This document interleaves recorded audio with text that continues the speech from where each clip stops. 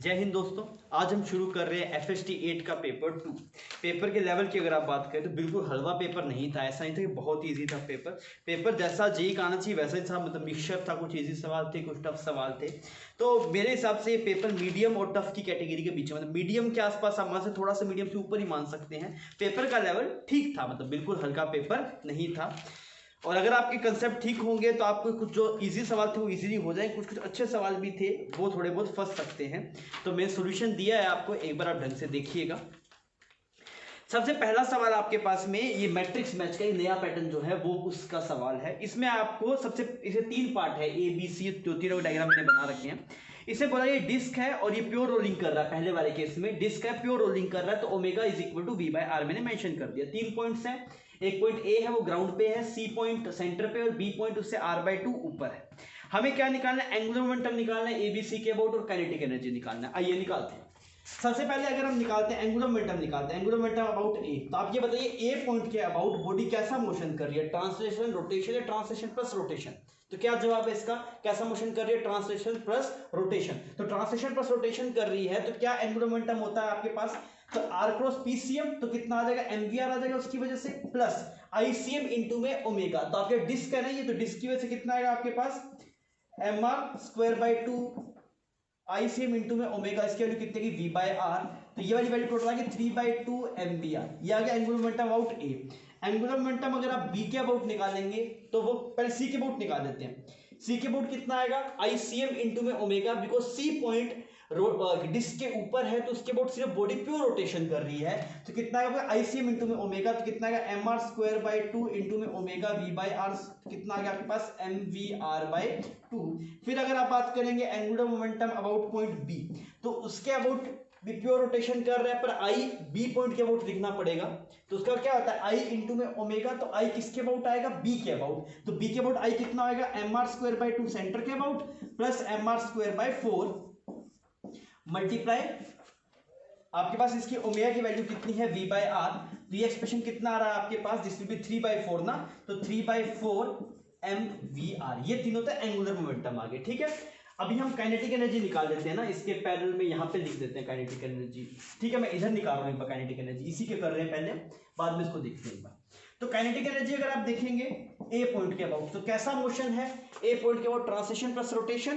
तो क्या kinetic energy form होता है? Half m vcm² plus half ICM into में ओमेगा स्क्वायर, v²/r²। तो ये वाली वैल्यू कितनी आ गया आपके पास? Kinetic energy about A, this will become 3/4 mv²। फिर अगर आप निकालेंगे kinetic energy about point B, हाँ अभी हम सी के अबाउट निकालते हैं। सी के अबाउट कितना होगा? हाफ आई इंटू में, क्योंकि सी पॉइंट के अबाउट प्योर रोटेशन करता है। प्योर रोटेशन में काइनेटिक एनर्जी का फॉर्मूला होता है हाफ आई ओमेगा स्क्वायर। आई किसके अबाउट आता है? जिसके अबाउट बॉडी रोटेट कर रही है। तो सी पॉइंट इसके अबाउट है, तो इसके अबाउट बॉडी रोटेट कर रही है। हमने सी पॉइंट के अबाउट निकाल रहे हैं ना, तो इसके अबाउट तो प्योर रोटेशन है। तो कितना आएगा? हाफ आई कितना आएगा तेरे पास? mr²/2 इंटू में ओमेगा स्क्वायर, तो कितना बन जाएगा? v²/r²। कट गया तेरे पास, कितना आएगा? mv²/4। ठीक है, फिर अगर हम निकालें काइनेटिक एनर्जी अबाउट बी, तो हाफ आई कितना था इसके अबाउट? 3/4 mr², v²/r²। कितना गया तेरे पास? 3/8 mv²। ये काइनेटिक एनर्जी और आपके पास में एंगुलर मोमेंटम लिख दिए मैंने। एंगुलर मोमेंटम अबाउट ए आ गया, ठीक है, बी आ गया और सी आ गया। काइनेटिक एनर्जीज भी आपके पास तीनों मैंने लिख दी है। क्लियर? तो ये वाला रिजल्ट अब हम यूज कर लेंगे। अब क्या क्या ऑप्शन पूछा? ठीक है, मैंने ए को कंप्लीट कर दिया यहां तक। तो अभी आप इसको एक बार नोट कर लीजिए, अभी मुझे इसे मिटाना पड़ेगा बिकॉज अभी हमें इस वाले दूसरे वाले केस में चलना है। इतना ठीक है? तो आइए हम इस वाले केस की बात करते हैं।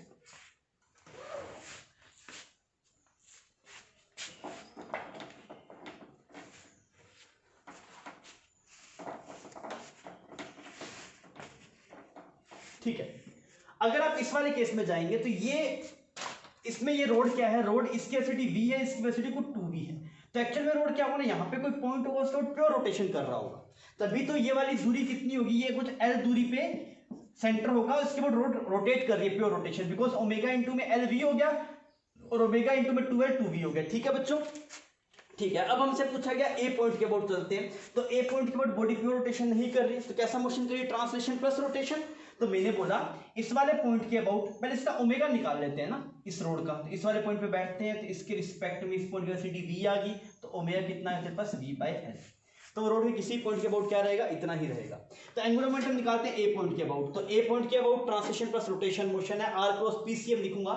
तो सेंटर ऑफ मास की जो वेलोसिटी आएगी वो आएगी 3v/2 आ जाएगा, क्योंकि ओमेगा इंटू में एल वी है, ओमेगा इंटू में 2l इज इक्वल 2v है, तो ओमेगा इंटू में 3l/2 कितना हो जाएगा 3v/2। ठीक है, तो मैंने लिखा M V R, M V की जगह कितना l/2,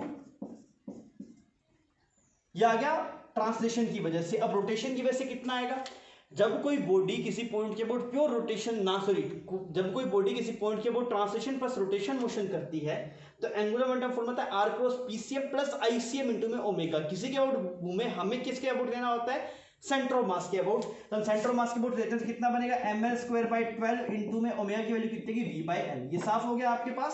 ठीक है, तो यहां से LA की वैल्यू कितनी आ रही है आपके पास सोल्व करके, this will become 3/4 okay, and this will become 1/12 mvl। ठीक है, अच्छा ये वैल्यू कितनी है सोल्व करके, यहाँ पे ये 12 आ गया और 9 और 1 10, 10/12 10/12 क्लियर mvl। और इसको आप लिख सकते हैं 5/6 mvl। ठीक है, ये ए के अबाउट आ गया। अगर आप बी के अबाउट निकालने जाएंगे, पहले सी के अबाउट निकालते हैं। सी के अबाउट क्या होगा, सी के अबाउट बॉडी कैसा मोशन कर रही है, प्योर रोटेशन। तो क्या फॉर्मूला होता है प्योर रोटेशन का आपके पास, प्योर रोटेशन में एंगुलर मोमेंटम क्या आता है आई इंटू में ओमेगा। तो सी पॉइंट के अबाउट आई लिखना है, जब आपके पास से बॉडी प्योर रोटेशन कर रही हो तो एंगुलर मोमेंटम फॉर्म होता है आई इंटू में ओमेगा। आई उसी बॉडी के अबाउट लेते हैं जिसके अबाउट बॉडी रोटेशन, मतलब जिसके अबाउट आप एंगुलर मोमेंटम निकाल रहे हैं। तो सी के अबाउट कितना आएगा, आई इंटू में ओमेगा, आई सी इंटू में ओमेगा। तो ml²/12 और ओमेगा की वैल्यू कितनी v/l, कितना है तेरे पास mvl/12। ठीक है, अब हम बात करते हैं बी पॉइंट के अबाउट। बी के लिए क्या लिखेंगे, IB इंटू में ओमेगा। अब IB की वैल्यू निकालते हैं, तो IB की वैल्यू कितनी आएगी ml²/12 प्लस ml²/4। चेक करने एक बार आ रहा है ना, मल्टीप्लाई ओमेगा। तो इसकी वैल्यू कितनी आएगी आपके पास, दिस विल बिकम 3 और 4/12 mvl। कितना आ गया आपके पास mvl/3। ये तीनों आ गया आपके पास एंगुलर मोमेंटम। फाइन, ये तीनों आ गए। अब काइनेटिक एनर्जी लिख लेते हैं। काइनेटिक एनर्जी अब अगर आप ए पॉइंट के अबाउट निकाल रहे होंगे तो अगेन वही किस्सा, उसके अबाउट ट्रांसलेशन प्लस रोटेशन है। तो आप क्या लिखेंगे, half mv² plus half ICM। ICM की वैल्यू कितनी है आपके पास ml²/12, ओमेगा की वैल्यू v/l। तो नंबर जोड़ लेते हैं, तो कितना बना यहाँ पे 9/18 बना, 9/8 बना, और यहाँ पे कितना बना आपके पास 1/24। तो 24 LCM आ गया 28, आपके पास आ गया 28 mv²। ऐसे ही है ना, हाफ mv² हाफ I ओमेगा²। ठीक है, ये टर्म आ गई। फिर कितना आ रहा है आपके पास, काइनेटिक एनर्जी आ गया 7 और 6 7/6 mv²। अगर आप काइनेटिक एनर्जी एट बी निकालेंगे तो क्या लिखेंगे आप, हाफ, पहले सी के अबाउट निकाल लेते हैं। हाफ IC कितना आएगा ml²/12, ओमेगा² कितना आएगा v²/l², कितना आया mv²/4। ठीक है, काइनेटिक एनर्जी कुछ गलत किया क्या हमने, हाफ 12 कितना आएगा आपके पास 24। ठीक है, अगर आप काइनेटिक एनर्जी अबाउट बी निकालेंगे तो ये टर्म कितनी आएगी, हाफ IB के अबाउट कितना आएगा आपके पास ml²/3 इंटू में ओमेगा² v²/l², it will be 1/6 mv²। ठीक है, ये हमने इसलिए इन तीनों के लिख लिए। अब हम चलते हैं लास्ट वाले में ये निकालने के लिए। तो आपको इस बार समझ बोला काइनेटिक एनर्जी ऑफ रोटेशन, मैंने बोला हाफ I ग्राउंड फ्रेम में ना, तो ग्राउंड फ्रेम में आपके पास कितनी kinetic energy, that is half ICM into में ओमेगा² is equal twice of half mv²। तो ये यहां से साफ हो गया आपके पास। ये चीज क्या है, क्या बोला गया सवाल में, डिस्क है, इसको बोला mr²/2, तो ये 4 हो गया, ओमेगा² is equal to mv², m से m कट गया आपके पास, और तो ओमेगा की वैल्यू कितनी है तेरे पास, ओमेगा की वैल्यू आ गई v/2, ये एक्सप्रेशन आ गया तेरे पास। ठीक है, ओमेगा की वैल्यू कितनी है, ओमेगा इज इक्वल टू कुछ सॉरी ये ऊपर जाएगा 2v/r 2v/r। अब आपसे क्या बोला गया, एंगुलर मोमेंटम निकालना है, तो एंगुलर मोमेंटम निकाल लीजिए। L अबाउट C कैसे निकालेंगे आप, इस पॉइंट सी ना एंगुलर मोमेंटम, तो उसके वो ट्रांसलेशन प्लस रोटेशन कर रहे हैं, तो आप क्या लिखेंगे M V R plus I C M into में ओमेगा। एल अगर आप निकालेंगे पॉइंट, इस वाले पॉइंट का नाम क्या है, बी के अबाउट निकालते हैं, तो बी के अबाउट पे रोटेशन कर रहे हैं, तो I C M plus M R square, ये बी के अबाउट एंगुलर मोमेंटम आ गया इंटू में ओमेगा। सिमिलरली अगर आप ए के अबाउट निकालेंगे तो क्या लिखेंगे I C M plus M, R की वैल्यू कितनी, आर बाई रूट 2 इंटू में ओमेगा। आप ऐसे कर लीजिए, इसको अगर सोल्व करेंगे तो एल सी की वैल्यू आपके पास आएगी 2 एम वी आर, ए की वैल्यू आपके पास आएगी this is again 2 M V R, और एल बी की वैल्यू आएगी आपके पास 3 एम वी आर। कर लेंगे। काइनेटिक एनर्जी के लिए आप क्या लिखेंगे, काइनेटिक एनर्जी अबाउट सी कितना आएगा, half M V C M का square plus half I C M into में ओमेगा स्क्वायर। सिमिलरली अगर आप बी में जाएंगे तो बी में आएगा हाफ आई एट बी का स्क्वायर, और काइनेटिक एनर्जी अगर आप ए पे निकालेंगे तो हाफ आई ए इंटू में सी। तो अगर आप ये सोल्व करेंगे तो इसकी वैल्यू तो आएगी 3/2 एम बी स्क्वायर। इसकी वैल्यू जो के बी आएगा आपके पास में, के बी की वैल्यू आएगी this is 3 M B square, और ये आएगा 2 एम बी स्क्वायर। सोल्यूशन में इसको गलत लिखा है, ये खाली एम बी स्क्वायर लिखा है, 3/2 एम बी स्क्वायर आएगा। ठीक है, अब इसके बाद में आप आगे सवाल को इजीली कर सकते हैं। तो आपसे जो 3 सवाल 24, 25, 26 आपके पास मैट्रिक्स है, और इससे पहले केस में ये बोला गया कि ऐसा है और आप इसे हीट कर रहे हैं ऐसे। ठीक है जी, अगर आप हीट कर रहे हैं तो ये एच जी भरा हुआ है, इसका मतलब क्या, ऊपर से जितना फोर्स लग रहा हो नीचे यहाँ से भी इतना मतलब प्रेशर क्या है आपके पास कांस्टेंट है। क्लियर।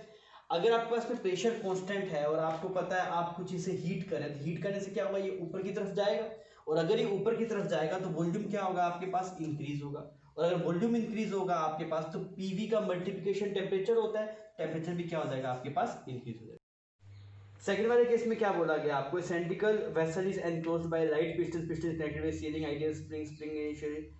अब आप इसे क्या कर रहे हैं, इसको आप हीट कर रहे हैं, यहाँ पे आपने इसे क्या करा, ऐसे हीट कर।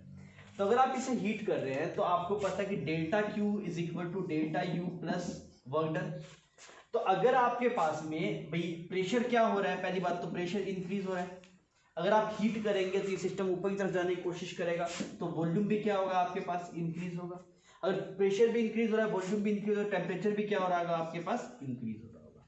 क्लियर। तो यहाँ पे प्रेशर भी इंक्रीज हो रहा है, वॉल्यूम भी इंक्रीज हो रहा है, टेम्परेचर भी इंक्रीज हो रहा है। इस वाले केस में अगर आप देखेंगे तो आप इसमें से सैंड बाय सैंड निकाल रहे हैं, अगर आप सैंड बाय सैंड निकाल रहे हैं तो यहाँ का जो प्रेशर इन होगा वो प्रेशर आउट के बराबर होना चाहिए हर एक इंस्टेंट पे। तो बाहर का प्रेशर कम हो रहा है बिकॉज आप मास कम कर रहे हैं, तो प्रेशर क्या हो रहा है आपके पास, डिक्रीज हो रहा है। ठीक है, फिर आपको ये बोला है कि ये आपके पास इंसुलेटेड था, फिर आप कहेंगे delta Q is equal to delta U plus work done, ऐसे लिखा जा सकता है। ठीक है, अगर आप इस प्रेशर को आप मतलब आप ऐसे ऐसे हटा रहे हैं प्रेशर, तो आप डेल्टा क्यू की वैल्यू तो जीरो है, अगर डेल्टा क्यू जीरो है तो आपको पता है कि डेल्टा यू किसके बराबर होना चाहिए, माइनस ऑफ वर्क डन के बराबर होना चाहिए। तो अगर आप इस प्रेशर को कम करेंगे तो ये गैस, ये पिस्टन ऊपर की तरफ जाएगा, तो वॉल्यूम क्या होगा आपके पास, इंक्रीज होगा।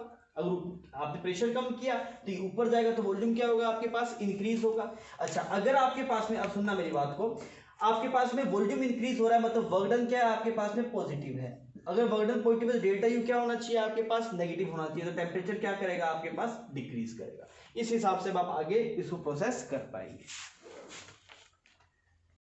पॉइंट नंबर 27 आपका रिवर बोट प्रॉब्लम है, और रिवर बोट प्रॉब्लम का बढ़िया सवाल है आपके पास। इस सवाल में क्या बोल रहा है आपके पास कि दो बोट्स है, boat A and boat B, और इन दोनों की जो आपके पास में रिवर की रिस्पेक्टिव वेलोसिटी है वो है आपके पास में 2u। मतलब अगर ये रिवर रुकी हुई होती तो इधर जा रहा होता 2u से, और अगर ये रिवर रुकी हुई होती तो इधर ये भी किस जा रहा होता 2u से, पर रिवर तो चल रही है, तो इसकी वजह से यहाँ पे नेट कितना बन जाएगा, 2u प्लस u, तो इसकी 3u बन जाएगी इस तरफ और इसकी u बन जाएगी। इतना क्लियर। अब इससे बोला एक बोट सी है और वो इसको, इसके रिस्पेक्ट में वो ऐसे परपेंडिकुलर जाती हुई दिखाई देती है, तो इसके रिस्पेक्ट में किसी एंगल 60 पे जाती हुई दिखाई देती है। तो मैंने बोला कि रिवर के रिस्पेक्ट में उसकी एसिडिटी कुछ इतनी थी, Vx प्लस Vy।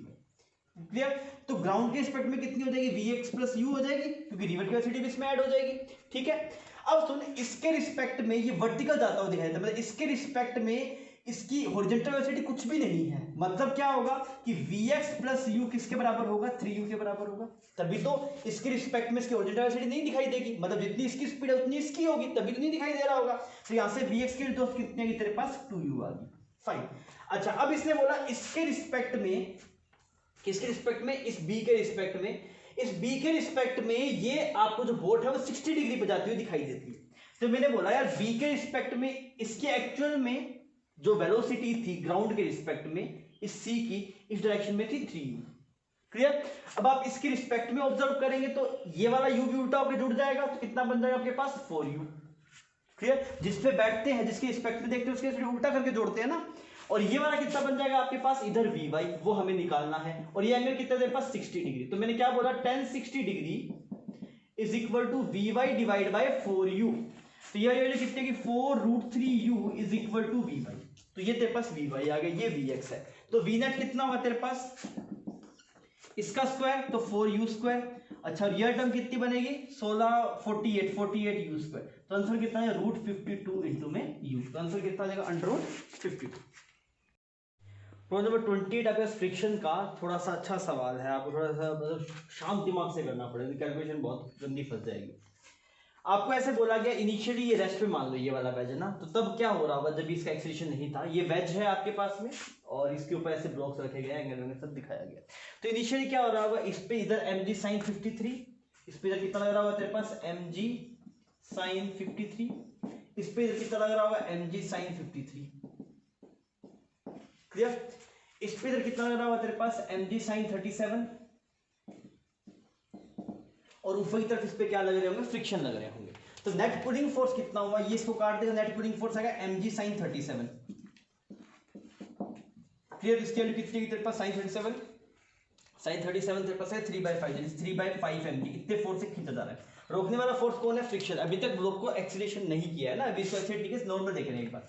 और फ्रिक्शन रोकने वाला कितना है तेरे पास यहाँ पे आएगा तेरे पास mu mg cos 53 plus mu mg cos 37 plus mu mg cos 53। ये रोकने वाला फ्रिक्शन हो गया तेरे पास जब एक्सीलरेशन नहीं था। ये नेट पुलिंग मतलब pulling force, this is F net mg जो तेरे पास लग रहा है। तो इसकी वैल्यू चेक करते हैं कितना आएगा। This is mg cos 53, mu बाहर निकाल देते हैं, mg cos 53 की वैल्यू पुट करते हैं। cos 53 कितना है 3/5 प्लस mg cos 37 आएगा तेरे पास 4/5 प्लस और ये आ गया mg cos 53, this is again mg into में 3/5। अब टोटल देखिए टोटल कितना बन गया तेरे पास 4 7 10 तो 2mg म्यू इंटू में 2mg म्यू इंटू में 2mg और तो 0.2 mg बन गया क्योंकि म्यू की वैल्यू कितनी है तेरे पास म्यू क्या है 0.1 तो 0.1 और ये वाली टर्म कितनी बनी तेरे पास 2mg। तो यार खींचने वाला फोर्स ज्यादा है कि रोकने वाला फोर्स मतलब फ्रिक्शन ज्यादा है कि mg का नेट फोर्स ज्यादा है। तो इसकी वैल्यू तेरे पास 0.6 है इसकी 0.2 मतलब नेट मतलब ऐसे गिर रहा है, ये सेटअप ऐसे गिर रहा है। क्लियर। तो अब हमने क्या किया, अब हमने इसको एक्सीलरेशन दिया कुछ a ताकि ये बच जाए। तो बताइए मिनिमम a कितना हो ताकि ये बच जाए। अब ये ढंग से करना, सुनना मेरी बात को। एफ नेट तो mg की वजह से जो आया वो पहले देख लेते हैं। एफ नेट mg की वजह से या ठीक है पहले एफ नेट mg की वजह से देख लेते हैं। तो वो कितना है तेरे पास 3/5 mg। क्लियर।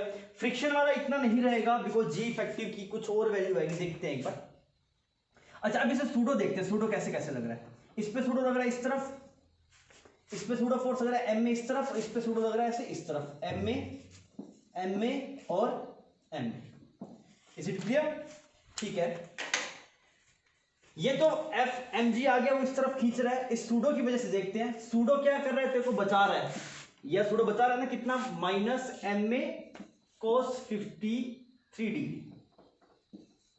क्लियर। इसका सूडो कितना आ रहा है -m में cos 37। ये दोनों ऊपर की तरफ खींच रहे थे, m में का कंपोनेंट ऊपर की तरफ आएगा, mg नीचे खींच रहा था तो मैंने माइनस लिखा है। अच्छा यहाँ पे अगर आप देख रहे होंगे तो ये भी आपको इस तरफ खींच रहा है तो ये भी सेव करना चाह रहा है इसे, तो ये आया -m में cos 53। सही दिखा ना, ये m में इस तरफ है तो ये उधर बचा रहा है, ये सारे इधर बचा रहे हैं। ठीक है इतना सही है। अब बात करते हैं फ्रिक्शन की। फ्रिक्शन अगर तू देखेगा तो इस पे जो फ्रिक्शन लग रहा है वो कितना है तेरे पास म्यू mg cos 53। इस पे जो यहाँ पे नॉर्मल बनेगा कितना बनेगा mg cos 53 plus ma sin 53। Clear. ये भी ऊपर की तरफ लग रहा होगा तो ये भी तुझे मतलब रोकना चाहे तो माइनस आ गया। यहां पे देखते हैं वो कितना है तेरे पास minus mu mg cos 37 plus ma sin 37, बहुत बढ़िया। इस पे फ्रिक्शन लग रहा है, उसकी वैल्यू चेक करते हैं, तो वो कितना है तेरे पास, माइनस म्यू mg cos 53, और ये ma का ऊपर की तरफ कंपोनेंट है, नॉर्मल की वैल्यू कम करेगा, ये ma का इस तरफ आ रहा है, बाकी सब ma का इस तरफ आ रहा था, नॉर्मल को बढ़ा रहा था, ये नॉर्मल को घटाएगा, तो कितना है, माइनस ma sin 53। अब इसकी वैल्यू किसके बराबर हो जानी चाहिए तेरे पास, 0 के बराबर हो जानी चाहिए। तो आज देखते थोड़ा सोल्व करते हैं। तो ये वाली वैल्यू बन गई 3/5 mg, ठीक है। ये कितना बना, ma cos 53 की वैल्यू तेरे पास कितनी आ गई, cos 53 is 3/5 minus ma cos 37 4/5 minus ma cos 53 this will B ma 3/5। Done, ठीक है। अब इसमें चलते हैं, माइनस म्यू, और ये वाली वैल्यू तेरे पास आ गई mg cos 53, mg इंटू में 3/5 plus ma 4/5 minus mu mg cos 37 की वैल्यू तेरे पास आ गई 4/5 plus ma, this expression will be sin 37 ना, this will be 3/5 minus mu mg cos 53 तेरे पास कितना आ जाएगा दोस्त, that will be 4/5, sorry 3/5 minus ma 4/5 is equal to 0। आप इस पूरे एक्सप्रेशन सोल्व कर लीजिए। अगर आप सोल्व करेंगे तो यहां से जो आपके पास एक्सीलरेशन आएगा, तो एक्सीलरेशन कितना आएगा आपके पास, this will be 200 divide by 103। थोड़ा लेंथी है, आप सोल्व कर दीजिएगा, ये वैल्यू आ जाएगी। क्लियर। आपको सवाल में बोला कि ये ट्रक है ऐसे, और इसके ऊपर ऐसे ये लैडर टाइप में रखा गया है, इसको कनेक्टिंग रोड से जोड़ा गया है, और इसके बीच जो फ्रिक्शन है वो सफिशिएंट है ताकि स्लिपिंग नहीं होगा, ठीक है। और इनके बीच में रोड को फिक्स कर दिया। ये जो आपके पास रोड है ये मासलेस है, एंड मास ऑफ लैडर जो आपके पास में है वो m है। इस लैडर का जो मास है दैट इज m, लैडर का मास टोटल आपके पास हो गया m, which is uniform distributed on the track. इसका जो a max हो सकता है, एक्सीलरेशन मैक्सिमम, वो है आपके पास में 20 मीटर पर सेकंड स्क्वायर, और जो रिटार्डेशन है a जो नेगेटिव में आपके पास पॉसिबल है वो 10 मीटर पर सेकंड स्क्वायर मैक्सिमम पॉसिबल है। आपको सवाल में बोला गया कि ये लैडर गिरना नहीं चाहिए, और जो मैक्सिमम वेलोसिटी अचीव कर सकता है v max, वो कितना है आपके पास 60 मीटर पर सेकंड। सवाल लेंथी था तो मेरे साथ पहले वो सवाल से ढंग से पढ़ना चाहिए। इसमें कई बार लोग सवाल गलत पढ़ते हैं, मोस्टली जो हम सीधी मिस्टेक करते हैं सवाल गलत पढ़ने की वजह से करते हैं, सवाल हमें सही पढ़ना है। तो अब आपको ये बोला गया कि यार ये गिरना नहीं चाहिए, टोपल नहीं करना चाहिए, तो मैंने बोला टोपल करने के लिए जो आपके पास में कितना मैक्सिमम एक्सीलरेशन से चल सकता है ताकि टोपल ना करे, तो मैंने इसका लिमिटिंग केस देखा। तो अगर आप लिमिटिंग केस देखेंगे तो मैंने बोला सूडो लग रहा होगा, एक तो सूडो कहां पे लगेगा, सेंटर ऑफ मास से। पहले सेंटर ऑफ मास देखते हैं, सेंटर ऑफ मास कितनी हाइट पे लाई करेगा आपके पास, जो सेंटर ऑफ मास की हाइट होगी that will B L/2 sin 53 degree. इतना सही है, सेंटर ऑफ मास इसका जो हाइट पे लाई करेगा that is L/2 sin 53 degree. Clear, क्योंकि इसका सेंटर, दोनों का सेंटर जो है वो उसकी हाइट देख लेंगे, क्योंकि अगर मान लो इसका सेंटर यहाँ पे कहीं पे, इसका सेंटर यहाँ पे कहीं पे होगा तो सेंटर लाई करेगा। तो ये कितना L/2 थे, L/2 sin 53, तो कितना है आपके पास, sin 53 की वैल्यू आ गई आपके पास 4/5, तो ये वैल्यू आ गई आपके पास 2L/5। क्लियर, ठीक है। और यहां पे जो आपके पास में एक्स एक्सिस की जो दूरी होगी सेंटर ऑफ मास से, वो इस लाइन पे लाई कर रहा होगा, तो ये वाली जो दूरी आएगी वो आएगी L cos 53। L cos 53 इसका मतलब हो गया आपके पास 3L/5। डन, ठीक है जी। तो यहाँ पे ये वाला पॉइंट हो गया आपके पास, इसका नाम कुछ A बोलता है, इसका नाम कुछ B, तो ये वाला A पॉइंट हो गया आपके पास, ये सेंटर ऑफ मास हो गया, इसकी दूरी यहाँ से 3L/5 और ये सब चीजें। अब आपको पता है भाई टॉर्क बैलेंस करना है, तो इधर तो लग रहा है सूडो, कितना लग रहा है ma, तो मैंने लिखा सूडो ma लग रहा है, इधर नीचे की तरफ लग रहा है mg, दोनों टॉर्क बराबर करते हैं, तो मैंने बोला ma इंटू में 2L/5 is equal to mg multiply 3L/5। mm साफ, 5 साफ, तो a की वैल्यू कितनी है इधर पास, L से L साफ, 3/2 इंटू में L, तो 15 मीटर पर second square maximum acceleration possible है, उससे ज्यादा पॉसिबल नहीं है। ठीक है, और कितनी स्पीड ट्रैवल करना है, 1500 मीटर करवाना। देखते हैं, इनिशियल 0 स्पीड से शुरू करा, फाइनल 60 करवा देते हैं, 60, दिस विल बी, ये स्पीड है ना, फिर यहाँ पे होगी 60 मीटर पर सेकंड, सही है ये बात। फिर इसके बाद में आपके पास पूछे तो 60 मीटर पर सेकंड रहेगी, फिर वापस कितनी हो जाएगी आपके पास 0 मीटर पर सेकंड। ठीक है, तो यहां से ये जाने में कितना टाइम लगेगा, 4 सेकंड। क्लियर, और यहां से ये जाने में कितना सेकंड लगेगा, 6 सेकंड। ठीक है। डिस्टेंस कितना ट्रेवल करेगा इसके अंदर आपके पास, इसमें करेगा, आप निकाल सकते हैं, मैं डायरेक्ट कर रहा हूं एवरेज वेलोसिटी से। एवरेज वेलोसिटी कितनी है 30 मल्टीप्लाई 4 120 मीटर। क्लियर। यहां पे अगर आप देखेंगे तो 30 एवरेज वेलोसिटी मल्टीप्लाई 6 तो यहाँ पे 180 मीटर। कितना कर दिया टोटल यहाँ पे, ये हो गया आपके पास, दिस विल बी 300 मीटर, यहाँ पे हो गया तो 1200 मीटर बचा। 1200 मीटर किस स्पीड से मूव करेगा, 60 मीटर पर सेकंड से। कितना है 20 सेकंड, तो 20 सेकंड यहाँ पे लग गए। तो टोटल कितना टाइम लग गया तेरे पास 20 सेकंड सीए, जिसमें कांस्टेंट वेलोसिटी से मूव करेगा, इतने रेंज में कांस्टेंट वेलोसिटी, यहाँ पे नेगेटिव एक्सीलरेशन, और इतने रीजन में क्या है तेरे पास पॉजिटिव एक्सीलरेशन। तो जो टोटल टाइम आया दोस्त तेरे पास, टोटल टाइम तो काउंट कर ले, ये 20, ये 6 और ये 4, टोटल कितना है तेरे पास 30 सेकंड। क्लियर। तो इसका आंसर हो गया 30 आपके पास में इजी प्रॉब्लम है। आपको बोला गया स्फीयर था, स्फीयर का क्वार्टर पार्ट आपने कट कर लिया, जैसा कि आपको डायग्राम में दिखाई दे रहा है। आपसे पूछा कर्व सरफेस से निकलने वाला नेट फ्लक्स कितना है। तो देखिए सबसे पहले इस इलेक्ट्रिक फील्ड की वजह से देखते हैं, तो ई नॉट आई कैप इधर ऐसे जा रहा होगा, तो इतने पोर्शन से जो निकला होगा वो कर्व सरफेस से एंटर हुआ, कर्व से ही निकला, तो वो काउंट होगा नहीं। सिर्फ इतने जो आपके पास में जो पोर्शन कट हुआ है, इसके यहाँ पे जो प्लेन सरफेस होगा इससे एंटर हुआ, कर्व से निकला, तो ये फ्लक्स काउंट होगा। तो हमने यहाँ पे देखा कि कितना है आपके पास, ई नॉट इंटू में पूरे का एरिया होता है आपके पास में पाई आर स्क्वायर, तो पाई आर स्क्वायर बाई 2, इस वाले से इसकी वजह से। क्लियर। ठीक है जी। जे की वजह से देखते हैं, जे की वजह से ऐसे इलेक्ट्रिक फील्ड इस कर्व सरफेस से जा रहा है, कर्व से निकल रहा है, काउंट नहीं होगा, सिर्फ इस प्लेन से काउंट होगा। ऐसे करके यहाँ पे जो प्लेन होगा ना ये वाला, इससे सिर्फ काउंट होगा। तो कितनी वैल्यू आएगी वो आपके पास, that is again e not pi are square by 2, इसकी वजह से होगा, इसकी वजह से। के की वजह से देखते हैं, के की वजह से ऐसे ऐसे आ रहा है, अगर ऐसे आ रहा है तो कर्व सरफेस से आया, कर्व चला गया, इधर भी कर्व से, और इसके प्लेन सरफेस से कुछ पास ही नहीं हुआ, तो उसकी वजह से 0, तो नेट इतना ही आ रहा है आपके पास। तो इसकी वैल्यू कितनी आ रही है आपके पास, this is e not multiply pi are square, इतना आपके पास आया। सो ये 2 ई नॉट है ना, ये वाला 2 ई नॉट है आपके पास, तो 2 ई नॉट है आपके पास, तो ये इतना बन जाएगा, यहाँ पे 2 ई नॉट आएगा, यहाँ पे 2 आया, कट जाएगा ना। तो ये टोटल टर्म कितनी बनी आपके पास, 3/2। तो आपको ये अल्फा बाय बीटा बोला गया, this is equal to alpha by beta E not pi are square. तो अल्फा की वैल्यू आपके पास 3 है, बीटा की वैल्यू 2 है, तो अल्फा प्लस बीटा कितना हो गया आपके पास, दिस विल बी 5। तो आंसर कितना हो जाएगा इसका 5। 31 प्रॉब्लम नंबर 31। तो ट्रिकी सा सवाल है, अगर आपको मतलब ट्रिक चमक जाएगी या फिर आपको सवाल में कुछ एक हिंट है वो चमक जाएगा तो बात बन जाएगी, नहीं तो करने में दिक्कत आएगी। सवाल में ये बोला गया कि इनिशियली ये आपके पास में एक स्फीयर है और इसका कुछ रिफ्लेक्टिव है, कुछ होगा, रेडियस कुछ भी गिवन नहीं है। आपको बोला गया ऑब्जेक्ट को ए पे रखा गया और इमेज को बी पे बनती है, तो मैंने इसका रे डायग्राम बनाया ना, यहाँ पे ऐसे रे जा रही है और फिर यहाँ पे रे ऐसे जा रही है। फिर इससे क्या बोला, हमने इसको बीच में से काट दिया और बीच में से काट के सिल्वरिंग कर दिया, ऐसा सरफेस बना दिया आपने यहाँ पे, बीच में से काट के सिल्वरिंग कर दी। ठीक है। और अब की बार जो ऑब्जेक्ट है वो यहाँ पे रखा हुआ है बी पे, वापस कितने दूरी पे 30 सेंटीमीटर पे। तो ये जो सिस्टम इसकी इमेज बनाएगा वो कहाँ बनाएगा ये पूछा गया है। तो मैंने ये बोला कि यार ये तो ऐसा ही तो केस है, ये वाली रेप कर ऐसे जाएगी, यहाँ से पहले आ रही थी, अब बी से निकल तो ऐसे जा रही होगी, तो ये वाला ऐसे यहाँ से रेज गई, यहाँ से गई, यहाँ तक पहुंची, यहाँ तक पहुंची, इसके आगे से सिल्वरिंग, इसके आगे रिफ्लेक्शन होगा। तो अगर ये वाला एंगल आपके पास थीटा है तो ये वाला भी थीटा है, तो ये रे जस्ट ऐसा ही पाथ ट्रेस करेगी, पर ऐसे उल्टा डायरेक्शन में ट्रैवल करेगी ऐसा।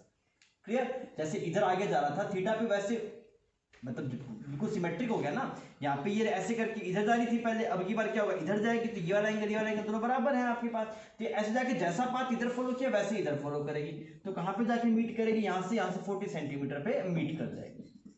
Is it clear. अब आपसे क्या पूछा गया कि जिस पॉइंट पे ये जाके इमेज बना रहा है उस पॉइंट का नाम डी है, तो आप बताइए बी और डी में कितना आपके पास डिस्टेंस है, तो डिस्टेंस कितना हो जाएगा आपका 10 सेंटीमीटर। इसका रे डायग्राम आप एक बार सॉल्यूशंस में देख सकते हैं, उसमें अच्छे से बना के दिखाया गया है। 32 प्रॉब्लम पहले भी एक बार एफएसटी में आ चुका है। इस सवाल में क्या बोला गया कि यहाँ पे इसको वर्टिकल डायरेक्शन में एक मैग्नेटिक फील्ड को लगाया गया, तो बताइए कितना मैग्नेटिक फील्ड मिनिमम लगाएं ताकि ये एक इंस्टेंट के लिए ऐसे हॉरिजॉन्टल हो जाएगी। अभी ऐसे पड़ा ना वर्टिकल, ये ऐसे हो जाए हॉरिजॉन्टल, तो हम क्या करेंगे, हम बोलते हैं एनर्जी कंजर्वेशन लगाते हैं, तो हम बोलेंगे initial potential energy plus initial kinetic energy is equal to final potential energy plus final kinetic energy. तो आपके पास में जो पोटेंशियल एनर्जी आएगी वो कैसे रोटेट करेगा, ये अभी मैग्नेटिक मूवमेंट इस तरफ है, बी ऊपर की तरफ है, तो टॉर्क चाहता है मैग्नेटिक मूवमेंट और बी की डायरेक्शन सेम हो जाए, तो ये कैसे घूमेगा, ऊपर से नहीं घूमेगा, अंदर से घूमेगा। मेरी बात समझ में आ रही है, ये ऐसे नहीं घूमेगा, अंदर की वाली साइड से घूमेगा, ऐसे ऊपर हॉरिजॉन्टल होगा। बिकॉज टॉर्क ऐसा लगेगा कि एम और बी की डायरेक्शन सेम हो, तो मैग्नेटिक मोमेंट अंदर की तरफ है, बी ऊपर की तरफ है। तो अगर ऐसे घूमेगा, अगर ऐसे घूमता तो मैग्नेटिक मोमेंट नीचे होता, बी ऊपर थी, ऐसा नहीं लगेगा ना। टॉर्क कैसा लगेगा आपके पास ताकि ऐसे हो जाए, तो ये ऐसे घूमेगा। क्लियर? तो आपके पास उस टाइम पे जो पोटेंशियल एनर्जी होगी that is mu dot B. तो हम सबसे पहले इसका मैग्नेटिक मोमेंट निकालते हैं। तो एरिया देखते हैं, एरिया कितना आएगा तेरे पास, दिस इज इक्वेटर ट्रायंगल। तो इक्वेटर ट्रायंगल के लिए हम सिंपल सा करें, चलो हाफ बेस इनटू में हाइट, हाइट कितनी हुई तेरे पास a cos 30, cos 30 इज रूट 3/2। तो कितना बना तेरे पास, रूट 3/4 a स्क्वायर, जो हम इक्वेटर ट्रायंगल का एरिया बोलते हैं। इसको सॉल्व कर लेते हैं, 3/4 a स्क्वायर की वैल्यू 20/100, दिस विल बी 1/5, और ये वाली वैल्यू भी कितनी 1/5। तो कितना गया तेरे पास, रूट 3/100। ये तेरे पास आ गया इसका एरिया। ठीक है जी, तो यहां पे लिखा इनटू में बी प्लस ग्रेविटेशन की पोटेंशियल लिखते हैं। अब ग्रेविटेशन की पोटेंशियल लिखने के लिए यहां पे पहुंच गया सेंटर ऑफ मास, इस प्लेन में पहुंच गया ना, तो पोटेंशियल एनर्जी कितना हाइट रेज किया, ये हाइट रेज किया, इसकी वैल्यू कितनी होगी आपके पास। तो कैसे निकालेंगे हम, ये वाली वैल्यू सेंट्रोइड की a/√3 आती है। अगर आप निकालेंगे सेंट्रोइड की लेंथ, मतलब इस वाली की परपेंडिकुलर की लेंथ निकाल दीजिए, फिर इसको 2:1 में डिवाइड कर दीजिए, 2 इसके पास जाएगा, तो ये आता है आपके पास a/√3 आता है। तो कितना है आपके पास, दिस इज m की वैल्यू कितनी है g, और h की जगह कितना है तेरे पास a/√3। अब इसको सोल्व कर लेते हैं। तो यहां से बना √3/100 b इज इक्वल टू, ये साफ हो गया आपके पास, तो 6/500 मल्टीप्लाई √3, ये 2 जीरो से ये साफ हो गया। तो b की वैल्यू कितनी बन गई तेरे पास, b की वैल्यू बन गई 6/3 इंटू में 5, तो b आ गया तेरे पास 2/5। अब इसने minimum value of b is n, इसको बोल दिया आपने n। ठीक है, अगर ये वाली वैल्यू आपके पास n है, तो आपसे किसकी वैल्यू पूछिए, n/10 की वैल्यू पूछिए ना। तो n/10 की वैल्यू कितनी होती है तेरे पास, 2/5 / 10 इन मिली टेस्ला। ये सॉरी, ये रिजल्ट टेस्ला में है, आपको किस में निकालना है, मिली टेस्ला में निकालना है। तो किससे मल्टीप्लाई कर देंगे इसको, 1000 से मल्टीप्लाई कर दिया, कितना आ गया तेरे पास, this is 400 milli tesla. Clear? तो इसको क्या बोल रहे हैं आप, इसको n बोल रहे हैं, तो आपको n/10 निकालना है। तो n/10 के दोस्त कितने तेरे पास 40 आंसर आ जाएगा। तो इसका आंसर कितना होगा तेरे पास 40। प्रॉब्लम नंबर 33, आपसे ऐसे बोला गया कि ये ऐसे एक रोड थी, इस रोड से एक रस्सी बांध के एक कोई स्फीयर था, उसको ऐसे टांगा गया है, और इसका हाफ पोर्शन वाटर में डीप है, और ये रोड ऐसे इक्विलिब्रियम में है, ऐसी कोई कंडीशन गिवन है। आपसे पूछ क्या रहा है, आपसे पूछ रहा है कि यहाँ से यह दूरी कुछ x है और यह दूरी कुछ y है। तो x और y का क्या पूछ रहा है, यहाँ पे ये रेशियो पूछ रहा है। आओ करते हैं। स्पेसिफिक ग्रेविटी क्या होता है, रिलेटिव डेंसिटी को स्पेसिफिक ग्रेविटी बोलते हैं। तो मैंने बोला जो डेंसिटी ऑफ बॉल है वो कितना हो गया तेरे पास 2000 kg/m³ हो गया, और डेंसिटी ऑफ रोड जो तेरे पास होगी, डेंसिटी ऑफ रोड वो कितना आ जाए तेरे पास, 3000 kg/m³। ठीक है, तो जो बॉल का मास हुआ, मास ऑफ बॉल वो कितना है 2000 kg, बिकॉज वॉल्यूम 1m³ है, और मास ऑफ जो रोड होगा तेरे पास है वो कितना हो गया 3000 kg। अब इसका एफबीडी बनाता हूं मैं इसका। तो यहां पे पहले ये देखते हैं कि यहां पे ऐसे रोड बना दिया आपने, ठीक है, सेंटर कहीं यहां पे होगा रोड का, और ये वाला पॉइंट जो है वो यहां पे कहीं पे होगा, तभी दोनों बैलेंस होंगे। अगर इस साइड होगा ये वाला पॉइंट, अगर सेंटर के इस तरफ होता तो बैलेंस ही नहीं हो सकते। तो यहाँ पे आपका टेंशन फोर्स लग रहा है आपके पास, और यहाँ पे आपके पास रोड का mg, m of road into में g लग रहा है, और टॉर्क आपस से बैलेंस हो रहा है। इस तरीके का काम है। ठीक है, हम एक बार क्या करते हैं, रोड की लेंथ वगैरह कुछ गिवन है क्या आपको सवाल में, हम मान लेते हैं इसकी लेंथ कुछ l है, तो ये वाला डिस्टेंस कितनी होगी आपके पास, l/2 हो गया। अब काम शुरू करते हैं। टेंशन की वैल्यू कितनी होगी, टेंशन होगा तेरे पास में नीचे तरफ mg लग रहा था माइनस fb। क्लियर? तो mg की वैल्यू कितनी है तेरे पास 20,000 हो जाएगी mg 20,000। fb कितना होगा तेरे पास, fb होगा वेट ऑफ लिक्विड डिस्प्लेस, कितना लिक्विड वेट कितना डिस्प्लेस हुआ, पहले वॉल्यूम देखते हैं, वॉल्यूम ½ m³ इनटू में रो इनटू में g, तो कितना है तेरे पास, this will B 500g, 500g कितना है -5000 हो गया आपके पास। तो कितना है दोस्तों तेरे पास 15,000 न्यूटन टेंशन आ गया तेरे पास। क्लियर? फिर मैंने क्या लिखा, अब टॉर्क बैलेंस करता हूं, 15,000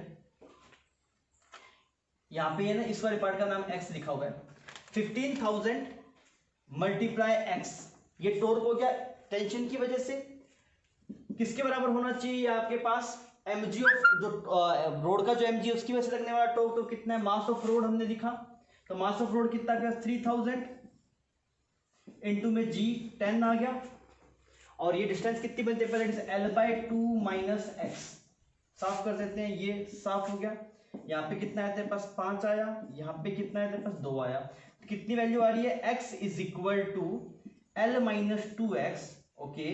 तो यहाँ पे कितना x की वैल्यू दोस्त कितनी आ गई l/3 आ गई, x की वैल्यू l/3, तो ये y है, तो y कितना हुआ तेरे पास, y हो जाएगा 2l/3, क्लियर ना, पूरे की लेंथ l है तो ये l/3 तो वो 2l/3। रेशो पूछा गया आपसे, तो रेशो कितना आ जाएगा तेरे पास 2l/3 डिवाइड बाय l/3, तो आंसर कितना आएगा तेरे पास 2, जिसका आंसर हो जाएगा 2। तो प्रॉब्लम 34 आपसे बोल रहा है, एक सॉलिड स्फीयर था और इसको आपने ग्रेविटी फ्री एक स्पेस में छोड़ा और वो विस्कस फोर्स इसके ऊपर लग रहे थे, विस्कस फोर्स की वजह से जो हीट जनरेट हो रही थी उससे इसकी खुद का ही वॉल्यूम कम हो रहा है, मतलब उस हीट को एब्जॉर्ब करके इवेपोरेट होने की कोशिश कर रहा है। तो मैंने बोला यार किसी भी इंस्टेंट पे जो फोर्स लग रहा हो वो फोर्स होगा 6 पाई ईटा आरवी, और इसमें क्या बदल रहा है, रेडियस बदल रहा है, वेलोसिटी गिवन है सवाल में, कांस्टेंट वेलोसिटी से मूव कर रहे हैं, सवाल पहले से गिवन है। इतना फोर्स मल्टीप्लाई एक और वी कर दिया तो वी स्क्वायर, ये पावर आ गया तेरे पास, ये क्या आ गया पावर, मतलब एक ऐसा इंस्टेंट जब इसकी रेडियस कुछ आर होगी तो उस टाइम पे इतनी पावर मिल रही होगी। तो किसी dt टाइम में कितना हीट मिल गया होगा, तो वो मैंने लिखा that is 6 pi eta R V square into में dt, इतना हीट इसको मिल गया होगा किसी dt टाइम में, और इतने में कितना पार्ट इवेपोरेट होगा, तो हम क्या कहते हैं कि एलिमेंट को इवेपोरेट करवाते हैं। तो एलिमेंट कितना हो गया, r रेडियस पे जाके हमने dr विड्थ पे एक एलिमेंट पकड़ दिया, इसको इवेपोरेट करवाएंगे dt टाइम के अंदर। फिर इसका वॉल्यूम कितना, इसका वॉल्यूम है 4 पाई आर स्क्वायर इंटू में डी आर, ये वॉल्यूम है, तो मैंने लिखा 4 pi are square d r multiply rho, ये मास हो गया, ये लेटेंट हीट ऑफ फ्यूजन हो गया। तो इतना पार्ट dt टाइम में एक छोटा सा एलिमेंट इवेपोरेट होगा, dt टाइम में जितनी हीट जनरेट हो रही होगी इतना सा एलिमेंट को इवेपोरेट होगा।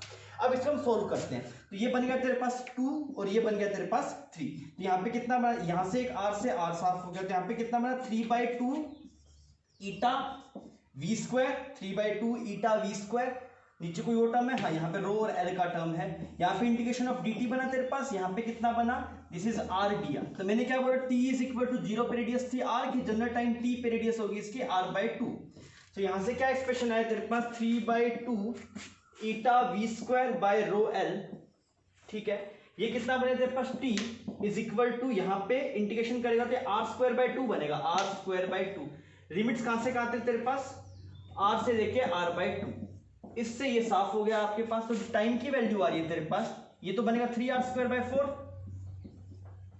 ऐसे ही बनेगा ना ये वाली term, this will B 3r²/4 आ गया आपके पास, और यहाँ पे कितना आया, यहाँ पे 3 eta we square by rho l, fine 3 से 3 साफ हो गया, टाइम की वैल्यू कितनी आ गई आपके पास r² rho L divide by eta we square, और यहाँ पे 4 रह गया आपके पास, ठीक है। अब इसको किसके बराबर बोला गया, इसको बोला गया beta rho l r² divide by eta we square, तो यहां से तेरे पास बीटा की वैल्यू कितनी आ जाएगी 12 आ जाएगी, तो क्या आंसर होगा इसका 12, इसका आंसर होगा, ओके। प्रॉब्लम नंबर 35 आपके पास बढ़िया सवाल है। इस सवाल में क्या बोल रहा है कि यहाँ पे आपके पास में 2 गियर है, एक गियर की रेडियस 2r है, एक गियर की रेडियस r है, और इनका जो गियर है इनका कोई मास वास नहीं है, सिर्फ रोड का मास है, इसका मास m है, लेंथ l, इस रोड का मास भी m है, लेंथ l है, यहाँ पे बीच में कोई फ्रिक्शन है नहीं। अब आपसे होगा क्या एक्चुअली, जैसे ही आप इसे थोड़ा सा इधर स्लाइड करेंगे, जैसे ये इसको आप थोड़ा सा इधर स्लाइड करा, तो ये इधर घुमाया आपने, तो थीटा एंगल इसको घुमा दिया मान लीजिए, तो थीटा एंगल घुमाने से क्या होगा, रोड ऐसे घूम जाएगी, रोड घूम जाएगी तो ये इधर आना चाहता है, पर जैसे ही वो रोड इधर घूमेगी तो ये ऐसे इधर घूम जाएगा, और अगर ये थीटा से घूमेगा तो 2 थीटा से घूमेगा, क्यों, क्योंकि यहाँ पे स्लीपिंग नहीं है आपके पास, तो 2r into theta is equal to r into theta dash, तो थीटा डैश की वैल्यू कितनी है, 2 थीटा, इतनी बात समझ में आ रही है, मतलब जब आप इसको थीटा से घुमाएंगे 2 थीटा से घुमाएगा, तो ये क्या चाहता है, ये चाहता है मैं इधर गिर जाऊं, और ये जब जैसे ही रोड इधर जाएगी तो mg की वजह से ऐसे आना की कोशिश करेगी, क्लियर। तो इस तरीके से कुछ एसएचएम करे और उस एसएचएम का टाइम पीरियड पूछा है। अब देखिए हम कैसे करते हैं, सॉल्यूशन आपको एनर्जी मेथड से गिवन है, तो वहां से आप एनर्जी मेथड देख सकते हैं, मैं आपको फोर्थ मेथड से दिखा रहा हूं। तो हमने क्या किया, यहाँ पे हमने ये मान लिया कि भाई अगर ये ऐसा गिरना चाह रहा है, ये वाला 2r रेडियस वाला, तो फ्रिक्शन यहाँ पे इन दोनों के बीच फ्रिक्शन लगा होगा, वो फ्रिक्शन जाएगा इसका उल्टा घुमाऊं तो इसमें फ्रिक्शन ऐसे इस तरफ जाएगा, क्लियर। अगर आप ये वाला डायग्राम एफ के लिए बनाएंगे तो यहाँ पे ये क्या होगा, यहाँ पे ये मास, ये रोड है ऐसे, ये कुछ 2 थीटा एंगल घूमी है, इसको भी थीटा एंगल घुमाया है यहाँ पे, तो ये चाहते हैं इधर आने के लिए, तो फ्रिक्शन इधर होगा तो फिर एफ इधर लग जाएगा आपके पास। इतना सही है। अब हम इसकी इक्वेशन लिख देते हैं। तो यहाँ पे जो mg का टॉर्क आ रहा होगा वो कितना आ रहा होगा, वो आ रहा है mg L/2 sin थीटा और थीटा लिख दिया, फाइन। और ये जैसे आपने इसको इधर किया तो ये सेटअप वापस रीस्टोरिंग टॉर्क की तरह घूमेगा, तो ये ऐसे घूमेगा और ये ऐसे घूमेगा, तो इसको ऐसे घूमना है। ये समझ में आ रहा है ना। जैसे आपने इसको इधर किया वापस इधर आएगा ना, तभी तो ऐसे चल है ये। जैसे आप इसको इधर किया इधर आ रहा है, मतलब कि फ्रिक्शन का टॉर्क ज्यादा आएगा एज कंपेयर टू mg। तो मैंने लिखा f इंटू में 2r, f इंटू में 2r माइनस, पूरा लिख देता हूं वापस इसे, this is f 2r minus mg L/2 theta is equal to I alpha. I की वैल्यू कितनी है, ml²/3 इंटू में अल्फा। ठीक है। अगर आप इस वाले के लिए जाएंगे तो इस वाले के लिए क्या लिखेंगे आप, आपका टॉर्क आ रहा है फ्रिक्शन का, अब की बार mg का टॉर्क ज्यादा है यहाँ पे, तो आपने लिखा mg L/2 2 theta minus friction का टॉर्क कितना आएगा आपके पास, f इंटू में r is equal to ml²/3 into में 2 अल्फा। 2 अल्फा क्यों, अगर आपने इसका एक्सप्रेशन अल्फा दिया है तो इसका 2 अल्फा होगा। ये दिखती बात चमक रही है, बिकॉज़ इस वाले point of contact expression same होना चाहिए ना। तो यहां पे हमने कहा अल्फा इंटू में 2r is equal to alpha dash into में r, तो अल्फा डैश कितना है तेरे पास, अल्फा डैश इज 2 अल्फा। सही लिखा है यहां तक। अब आप दोनों को सोल्व कर लीजिए। हमें किसकी वैल्यू निकालनी है, हमें अल्फा की वैल्यू निकालनी है, तो हम अल्फा की वैल्यू निकाल लेते हैं।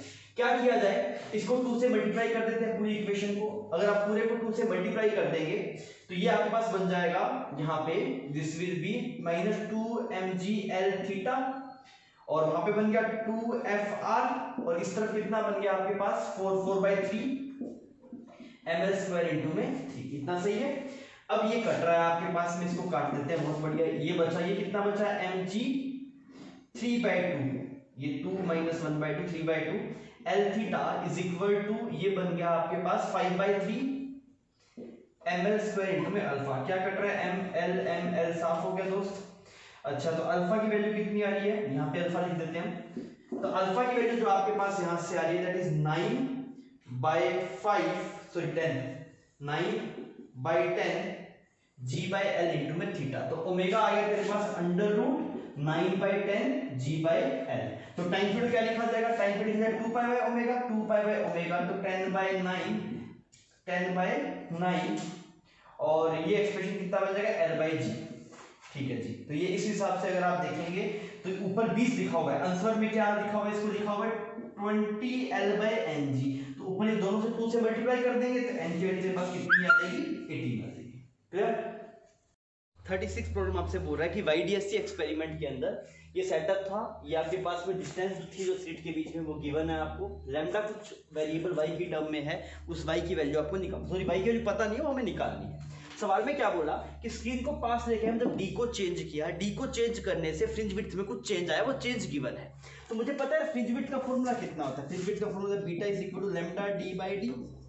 अगर आपको पता है कि भाई अगर आपने इस कैपिटल D को चेंज किया तो फ्रिंज विड्थ का चेंज हमें लिखना है, तो मैंने लिखा भाई ये एक्सप्रेशन बनेगा, ऐसा बनेगा भाई, अगर आप इस कैपिटल D को जितना चेंज करेंगे उसी हिसाब से फ्रिंज विड्थ बदल जाएगी, तो ये एक्सप्रेशन बन जाएगा आपके पास। ठीक है जी। अब सवाल को आप सोल्व करते हैं। तो मुझे बोला गया लैम्डा की वैल्यू लिख दी मैंने 1000 y angstrom divide by small d की वैल्यू 10⁻³ और जो अब चेंज किया, जो स्क्रीन को मूव करा दैट इज 5 इंटू में 10⁻², और जो फ्रिंज विड्थ में चेंज आया आपके पास वो है 3 इंटू में 10⁵। आओ काट के देखते कुछ बन रहा है कि नहीं बन रहा। तो ये आपने यहाँ पे इसको इससे साफ किया तो नीचे बन गया 1000। ठीक है।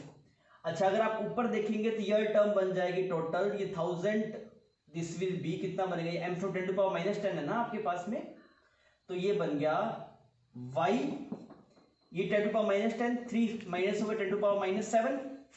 ठीक है, यहां तक मल्टीप्लाई 5 और ऊपर 1000 आ गया, किसकी वजह से, इसकी वजह से। ये वाली वैल्यू कितनी आ गई 3/1000। ठीक है, ये 3 से ये साफ हो जाएगा आपके पास में, अभी 3 से 6 मतलब ये 3 और ये 3 टोटल 6 जीरोस हो गई आपके पास में, यहाँ पे कटेगा तो सिर्फ 1 डिवाइड बाय 10 बचेगा। तो y की वैल्यू दोस्तों के पास कितनी आई, 30/5, तो आंसर कितना आ जाएगा 6। तो ये वाली वैल्यू होगी 30/5, तो इसका आंसर कितना आ गया आपके पास 6 आ गया। ठीक है, अब हम चलते हैं 37 नंबर में। 37 में आपको क्या बोला गया? 37 में बोला कि the present day abundance of the use uranium 238 ratio uranium 235 कितना है आपके पास? 128 ratio 1। They have half life, दोनों की हाफ लाइफ गिवन है आपको। इसकी जो हाफ लाइफ है वो कितनी है? 4.5 इंटू 10⁻⁹। इसकी जो हाफ लाइफ है वो कितनी है? 7 इंटू 10⁸ एज ऑफ अर्थ आपको पूछा गया है, तो वो देखते हैं अभी कितना है। तो इनिशियली बोला गया initial equal number of nucleus, तो मैंने बोला n0 e to the power minus lambda कितना हो जाएगा? ln2 divide bye 4.5 into 10⁹ clear? ये हो गया आपके पास में इसके नंबर ऑफ न्यूक्लियर किसी टाइम t पे। डिवाइड बाय आपने किया n0 e to the power minus ln2 divide by 7 into 10⁸ into t। सही है यहां तक? अच्छा, इसके रेशो कितना है आपके पास में? इसका रेशो है 128 डिवाइड बाय 9। अब काटते हैं, ये कट गया आपके पास में 128 रेशो 1, सॉरी। ठीक है, अब इसको देखते हैं। तो ये बना आपके पास e to the power, this will become ln2t, बाहर आ गया आपके पास। तो ये कितना बना? ln2 मल्टीप्लाई t है। अच्छा, ये वाली टर्म कितनी बनी? 1/7 into 10⁸ minus 1/45 into 10⁸। Is it clear? ठीक है, इसकी वैल्यू आपके पास 128। ln ले लेते हैं। अगर आप ln लेंगे तो यहाँ पे बन जाएगा ln2 और ये बन गया t, और यहाँ पे एलसीएम अगर आप लेंगे तो कितना बनेगा? 745 10⁸ ले लिया हमने, तो ये वाली वैल्यू बनेगी 45 माइनस 7, दिस विल बी 38। और यहाँ पे बन गया आपके पास ये ln2 की पावर कितना होता है? 128, दिस इज 2 4 16।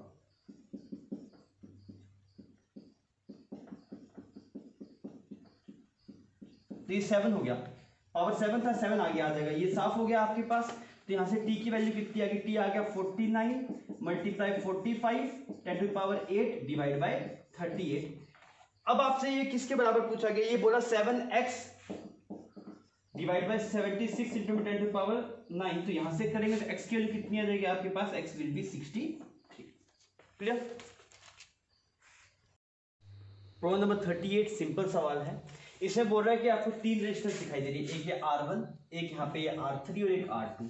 इन तीनों से करंट निकालना है, फिर उनको ऐड करना है। सबसे पहले R1 से निकालते हैं। कैसे निकालेंगे R1 से? यहाँ का पोटेंशियल 0 मान लो, यहाँ का 0 0 0 0 0, तो यहाँ का भी कितना? 0, यहाँ का 0, तो यहाँ कितना बन जाएगा तेरे पास? 5। क्लियर? अच्छा, अगर यहाँ पे 5 होगा कितना करंट जाएगा? इससे 5 एम्पियर करंट जाएगा। डन हो गया। अब पोटेंशियल मिटा देते हैं, करंट निकल।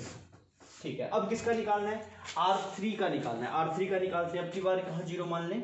यहाँ 0 मान लेते हैं आप। यहाँ पे 0, तो यहाँ पे भी कितना? 0, तो यहाँ पे कितना? -20, यहाँ पे कितना? -20। ठीक है, अगर यहाँ -20 तो यहाँ पे कितना हो जाएगा आपके पास? -30। कितना है आपके पास? 30 एम्पियर करंट आ गया यहाँ पे, इससे भी आ गया। अब पोटेंशियल मिटा देते हैं। ठीक है, ये आ गया आपके पास। अब आगे चलते हैं। अब किससे निकालना है? इस R2 से निकालना है। अब R2 से निकालने के लिए क्या करें? रास्ता तो नहीं है इधर जाने के लिए, पोटेंशियल लिखने के लिए, तो एक काम करते हैं, वापस यहीं का 0 मान लेते हैं। चलो, यहाँ का 0, यहाँ का 0, ये 2 और 2 मिला के 1 बना देते हैं ना। ये क्यों बिना मतलब करता है? 2 पैरेलल में है, इसको 1 ओम बना दिए यहाँ पे। ठीक है, तो यह तो 0 हो गया, यहाँ पे ये वाला 0 हो गया। आगे कुछ जा नहीं पा रहे हैं, तो हमने इसको कुछ, यहाँ पे 0, तो यहाँ पे कितना? -20, यहाँ पे कितना? -20। इसका कुछ x मान ले, इसका कुछ कितना मान ले? x मान ले। अब करते हैं, आजा नोडल लगा देते हैं। इधर कितना जा रहा है तेरे पास? x प्लस 20/1 प्लस, यहाँ पे अगर तू देखेगा तो ये कितना बन जाएगा? This will B x - 10 divide by 2, x - 10 divide by 2, बिल्कुल सही। यहाँ पे चलते हैं, तेरे पास कितना आएगा? x/1 is equal to 0। यहाँ से x आएगा, वो पोटेंशियल है, वो करंट नहीं है। देखते आओ, इसको सोल्व किया जाए तो ये आएगा 2x plus 40 plus x - 10 plus 2x is equal to 0। Total कितने x हो गए तेरे पास? 5x हो गया। 5x इज इक्वल टू कितना है तेरे पास? This will -30। तो x की वैल्यू कितनी की दोस्त तेरे पास? 6। तो x की वैल्यू आ गई 6, वही माइनस की, तो ये -6 आया। तो पोटेंशियल डिफरेंस कितना है इसके अंदर? पोटेंशियल डिफरेंस आ गया 14। तो कितना करंट फ्लो करेगा? यहाँ से यहाँ पे फ्लो करेगा कितना? 14 एम्पियर। तो एक से आया था 5 एम्पियर, दूसरे से आया था 30 एम्पियर, और इससे आया 14 एम्पियर। टोटल वैल्यू अगर तू ऐड करेगा तेरे पास तो कितनी वैल्यू आ जाएगी? दिस विल बी 30 और 44, दिस विल बी 49 एम्पियर। तो 49 तेरे पास आंसर हो जाएगा क्वेश्चन नंबर 38 का। सिंपल सवाल था, होना चाहिए था। 39 में आपसे क्या बोल रहा है कि ये एक स्विच था K1, इसको पहले लॉन्ग टाइम के लिए क्लोज किया गया, तो हमने इस K1 को बंद कर दिया। अगर लंबे टाइम तक बंद किया होगा तो स्टेट अचीव होगी। तो हमने बोला जो इस दोनों पे जो चार्ज आएगा वो कैसे निकालें, इन दोनों को एक कैपेसिटर मान लें, कितनी वैल्यू आएगी 1 माइक्रोफेराड, तो अगर कितना आ गया 20 माइक्रोकूलम चार्ज आ गया, यहाँ पे आ गया प्लस 20 माइक्रोकूलम और यहाँ पे कितना आ गया 20 माइक्रोकूलम, जब ये बहुत टाइम तक बंद था। फिर आपने क्या बोला, इस स्विच को तो आपने ओपन कर दिया, ठीक है, और इस स्विच को आपने क्लोज कर दिया, इस स्विच को क्लोज कर दिया, ठीक है। तो अब सर्किट सिर्फ ये एलसी ऑसिलेशन सर्किट बन गया, ये कैपेसिटर बना दिया हमने, यहाँ पे कैसे इंडक्टर बना दिया। t इज इक्वल टू 0 पे जो इस पे चार्ज था, मतलब जिस इंस्टेंट पे आपने उसे ओपन करके यहाँ पे क्लोज किया है, उस इंस्टेंट पे जो चार्ज है वो है 20 माइक्रोकूलम और इसकी इंडक्टेंस है 0.2 मिली हेनरी। क्या पूछ रहा है, ये बोल रहा है कि एक ऐसा इंस्टेंट जब energy store in capacitor is 3 times energy store in inductor. क्या है आपके पास एनर्जी स्टोर जो आपके पास में है इंडक्टर में, energy store in it is 3 times the energy store in inductor. तो ये है आपके पास में कैपेसिटर में जो एनर्जी स्टोर है वो 3 टाइम्स है किसकी, इंडक्टर की एनर्जी की। तो टोटल एनर्जी होगी कितनी, तो टोटल एनर्जी ऑसिलेट करेगी तो वो पहले जितनी स्टोर थी उतनी ही रहेगी, बिकॉज टोटल एनर्जी तो नहीं बदलती है इसके अंदर। तो इसमें जो टोटल एनर्जी थी वो कितनी थी, Q²/2C, तो कितना बन गया 400 Q²/2C। सी की वैल्यू कितनी है आपके पास 2 माइक्रोफेराड, क्लियर। तो यहाँ पे ये माइक्रो का स्क्वायर आएगा, यहाँ पे तो माइक्रो की फॉर्म में है, माइक्रोजूल की फॉर्म में एनर्जी आपके पास, तो ये 100 माइक्रोजूल है। मतलब टोटल एनर्जी दोस्त तेरे पास थी 100 माइक्रोजूल। अब इस टोटल एनर्जी को हमने 4 हिस्सों में बांट रखा है, 3 हिस्से तो है तेरे पास कैपेसिटर के पास और एक हिस्सा है इंडक्टर के पास। यही बोल रहा है ना कि इसमें जो एनर्जी स्टोर है that is 3 times of energy of this. तो यार इसमें कितने हैं, मतलब टोटल एनर्जी को हम 4 हिस्से में डिवाइड कर देते हैं और 3 हिस्से किसके पास है, कैपेसिटर के पास। तो ये कैपेसिटर की एनर्जी इसको Q²/2C कर दिया। अच्छा E की वैल्यू कितनी है आपके पास 100, आपने हमें पुट कर दी, तो ये वाली वैल्यू कितनी की 75 इज इक्वल टू Q²/2C। अब Q की वैल्यू निकालते हैं, Q² इज इक्वल टू, यहां से देख ये 150 बन गया, यहां पे बन गया 300 माइक्रो, 300 इसका रूट आ जाएगा तेरे पास और ये माइक्रोकूलम। तो आंसर क्या आएगा तेरे पास, Q की वैल्यू कितनी है तेरे पास, Q is equal to 10√3 microcoulomb. तो क्या आंसर सही हो गया, इसका आंसर कितना है तेरे पास 10 आ जाएगा, क्लियर। लास्ट सवाल पे हैं, इस सवाल में बोल रहा है कि आपके पास आरएलसी सर्किट है, हमने बना दिया आरएलसी सर्किट, ये आर हो गया आपके पास, ये एल हो गया और ये आपके पास सी हो गया, और ये बोला कि रेजोनेंट फ्रीक्वेंसी की हाफ फ्रीक्वेंसी पे ऑपरेट हो रहा है। तो आपका जो फ्रीक्वेंसी है वो कितनी रेजोनेंट फ्रीक्वेंसी होती है 1/√LC, इसका हाफ, इतने पे ये ऑपरेट कर रहा है। और आपको क्या बोला गया, पावर फैक्टर जो इस सर्किट का है वो है 0.8, cos फाई की जो वैल्यू है cos फाई, इसकी वैल्यू कितनी है आपके पास 0.8। If value of capacitive reactance XC की वैल्यू गिवन है आपको कितनी 88 ओम, ठीक है। किसकी वैल्यू पूछा है, रेजिस्टेंस की वैल्यू पूछ रहा है, निकाल लेते देख। यहाँ पे तो बन गया R, ऊपर क्या बनेगा तेरे पास, ऊपर की तरफ आता है ओमेगा इंटू में L, तो ओमेगा की वैल्यू पुट कर दे तू, ये आ गया ओमेगा 1/L, तो कितना बना तेरे पास ये √L/C डिवाइड बाय हाफ, ऐसा एक्सप्रेशन बन गया। नीचे कितना है तेरे पास XC की वैल्यू पुट कर देते हैं, XC की वैल्यू कितनी है तेरे पास, दैट इज 1/ωc, ओमेगा की वैल्यू पुट कर देते हैं हम यहाँ पे, तो कितना है आपके पास 2√LC डिवाइड बाय C, तो ये आ गया तेरे पास ट्वाइस ऑफ √L/C, और इसकी वैल्यू कितनी है तेरे पास 88 ओम है। अब देखिए यार अगर इसकी वैल्यू तेरे पास 88 ओम है दैट इज XC, ये तो हमें गिवन था, XL की वैल्यू निकाल देते हैं, तो ये कितना है इसके 4 टाइम्स डिवाइड कर दो आप इसको, तो कितना बन जाएगा 22 ओम बन जाएगा। समझ में आ रहा है ना आपको, 2 × √LC की वैल्यू ये, तो √LC की वैल्यू कितनी 44, √LC की वैल्यू पुट कर दे, डिवाइड बाय 2 कर दे, 22 आ गया। अब अगर देखिए तो यहाँ पे बचा तेरे पास R, और नीचे की तरफ जो नेट बच रहा है तेरे पास, दिस वैल्यू इज 66 ओम, और यहाँ पे ये जो फाई एंगल है उसका cos फाई गिवन है, तो cos फाई की वैल्यू कितनी है तेरे पास, दिस इज 4/5, क्लियर। तो यहाँ से हमने tan फाई निकाल दिया, tan फाई कितना आ गया तेरे पास 3/4 आ गया, इसके अंदर पुट कर देते हैं, that is 66 divide by R is equal to 3/4, तो R की वैल्यू कितनी है तेरे पास 88 ओम आ गई। तो आंसर क्या हो गया इसका 88। इसके हिसाब से, इसी हिसाब से आपका जो पेपर है वो पेपर खत्म होता है। Thank you for watching.